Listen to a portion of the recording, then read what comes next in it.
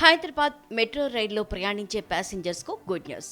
రైలు సమయాన్ని పొడిగిస్తూ యాజమాన్యం నిర్ణయం తీసుకుంది. ఇప్పటివరకు లాస్ట్ మెట్రో రైల్ నైట్ 11 గంటలకు బయలుదేరి 12 గంటలకు గమ్యస్థానాలకి రీచ్ అవుతుంది. ఇకపై చివరి మెట్రో రైల్ 12 గంటల 15 నిమిషాలకు బయలుదేరి 1 గంట 10 నిమిషాలకు గమ్యం చేరుకోనుంది. అయితే ఇక్కడో ట్విస్ట్ ఉంది. నాగోల్, ఉప్పల్ స్టేడియం, ఎన్జీఆర్ఐ స్టేషన్లలో మాత్రమే ఈ సదుపాయం అందుబాటులో ఉంటుంది.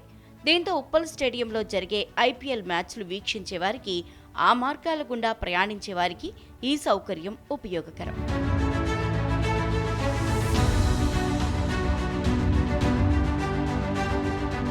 మార్చి 22 నుంచి ఐపీఎల్ 2025 సీజన్ స్టార్ట్ అవుతున్న క్రమంలో మెట్రో ఈ సౌకర్యాన్ని కల్పించింది.